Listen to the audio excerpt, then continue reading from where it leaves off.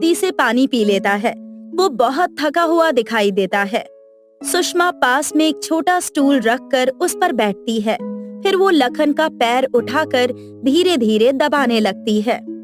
आपके पैरों में सूजन फिर से बढ़ने लगी है। आप इतनी मेहनत क्यों करते हैं? थोड़ा आराम भी कर लीजिए ना। ये मेहनत करना तो हमारी तकदीर है। हमारे करण को बहुत जल्दी एक अच्छी नौकरी मिल जाएगी। उसके बाद हमारी सारी तकलीफें दूर हो जाएंगी। अरे भाग्यवान, उस पर ज्यादा जोर मत डाला करो। उसे अपने हिसाब से सब करने दो ना। मैं तो बस बता रही थी। अच्छा जाओ, अंदर से पार्वती का डिब्बा ले आओ। मैं हमारे खेत की तरफ जा रहा हूँ। जाते जाते उसे दे दूंगा। हाँ, अभी लाई। सुषमा उठकर डिब्बा लाती है और लखन को दे देती है। लखन डिब्बे को एक थैले में रखता है और वहाँ से चला जाता है। लखन अपनी बहन पार्वती के घर पहुँचता है और दरवाजा खटखटाता है। पार्वती बाहर आती है तो लखन उसे डिब्बा दे देता है। खीर कैसी थी भैया? तुम्हारे हाथ की खीर का कोई जवाब ही नहीं। चलो अब मैं चलता हूँ। वैसे भैया सुनिए ना। मैं जानता हूँ पार्वती, तुम क्या कहना चाहती हो। वो जमीन पर आप कुछ भी नहीं कर रहे हैं। अगर मेरे पति उस पर खेती करना चाहते हैं तो इसमें गलत क्या है? वो जमीन हमारी पुश्तैनी जमीन है। मैं उसे चंद पैसों के लिए नहीं बेच सकता। चलता हूँ। इतना कहकर लखन वहाँ से चला जाता है। पार्वती उदास होकर अपने घर के अंदर चली जाती है।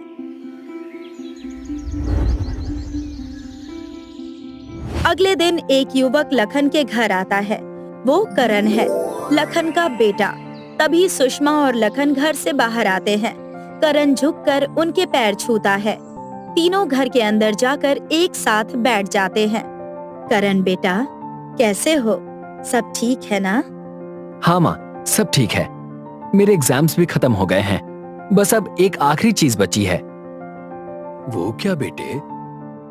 पापा, शहर में एक बड़ा टेक फेस्ट होने वाला है, जहाँ दुनिया भर से बच्चे यंत्र बनाकर ले जाते हैं।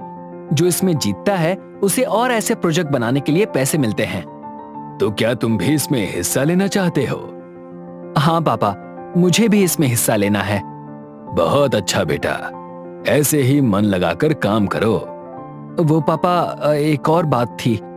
हाँ कहो ना बेटा। मेरा जो प्रोजेक्ट है उसके लिए मुझे 2 लाख रुपयों की जरूरत पड़ेगी। तो लखन हैरान हो जाता है।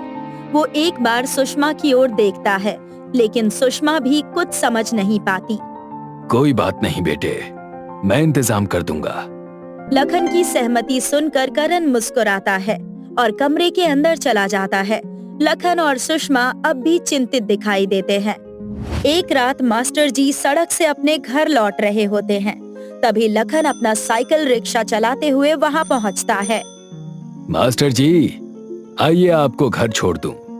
अरे काका, आप यहाँ इतनी देर से घर नहीं गए क्या? आइए बैठिए, बताता हूँ।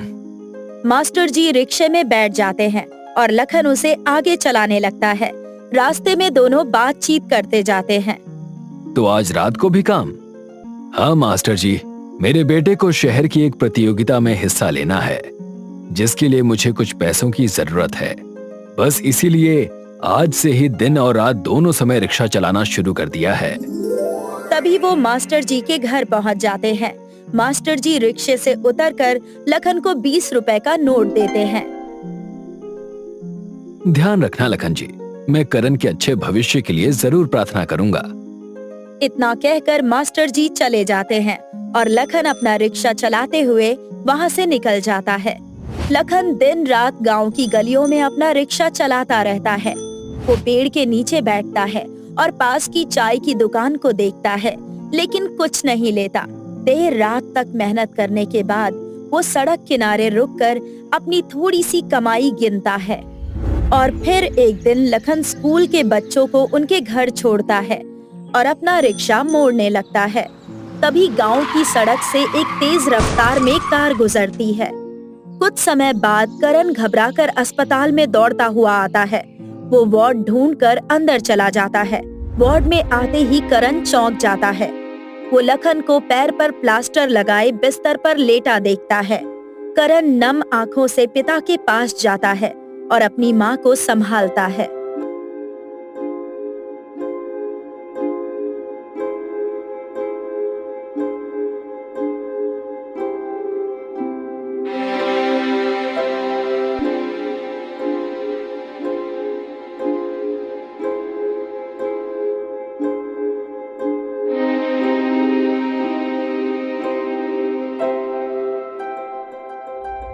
और फिर एक दिन करण मेज पर बैठकर पढ़ाई कर रहा होता है कि तभी करण बेटे, जरा यहाँ आओ। करण अपनी किताब बंद करता है और वहाँ से चला जाता है। करण आता है और लखन को चारपाई पर बैठा देखता है। जी पापा, बोलिए। करण बेटे, मुझे माफ करना, पैसे इकट्ठा करने में थोड़ी देर हो गई। ये लो। लखन करण को पैसों की एक गड्डी देता है। पापा, ये पैसे ये कहाँ से आए? इसकी चिंता तुम मत करो बेटे, तुम बस जी भर कर पढ़ाई करो और अपने सपने पूरे करो। थैंक यू पापा, आप बहुत अच्छे हैं। मैं वादा करता हूँ, मैं अच्छे से पढ़ाई करूंगा। करण पैसे लेकर अपने कमरे में चला जाता है। सुषमा रसोई के दरवाजे पर खड़ी होकर लखन को देखती रहती है। लखन अपनी नजरें फेर लेता है। अगले दिन करण शेड में जाकर अपने प्रोजेक्ट का सामान मांगने के लिए फोन करता है। फिर वो ग्राफ पेपर पर स्टेंसिल और पेन से कुछ चित्र बनाने लगता है। वो समय का ध्यान रखे बिना मेहनत करता रहता है। शाम होते होते उसका काम पूरा हो जाता है। शेड से बाहर आते ही वो अपनी बुआ पार्वती को पूजा की थाली लेकर जाते हुए देखता है। अरे बुआ, कैसी हैं आप? अरे करण बेटा, इतने बड़े हो गए हो। मैं बिल्कुल ठीक हूँ। लो लड्डू खाओ। लड्डू?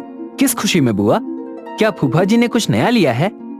हाँ हाँ, तुम्हारी वो जमीन जो वो लेना चाहते थे, कल उसका सौदा हो गया। तुम्हारे फूफा जी ने वही जमीन खरीद ली। ये सुनते ही करण चौंक जाता है।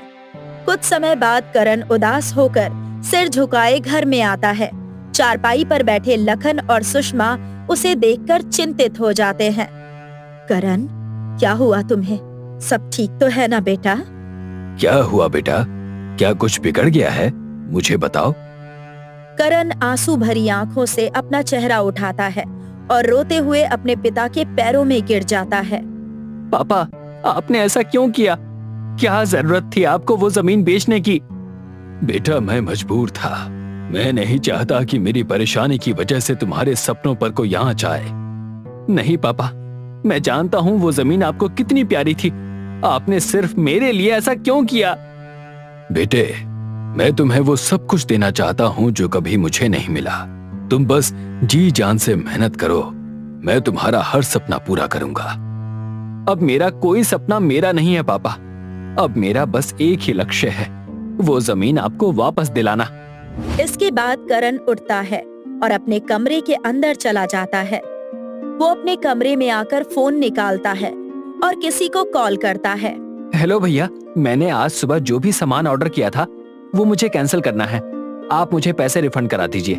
पैसे तो रिफंड नहीं हो पाएंगे सर।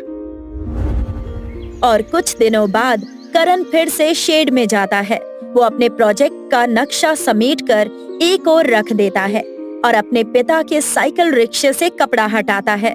फिर वो रिक्शे को खोलकर एक नए तरीके से बनाने लगता है। वो पीछे के पहियों में अलग गियर और क्रैंक शाफ्ट लगाता है और रिक्शे के ढांचे में एक नया सहारा जोड़ता है। कई दिनों की मेहनत के बाद एक दिन वो आखिरी पेंच कसता है। अपना काम पूरा देखकर करण खुशी से भर जाता है। अगले दिन करण सहारा देकर लखन को शेड के दरवाजे तक लाता है।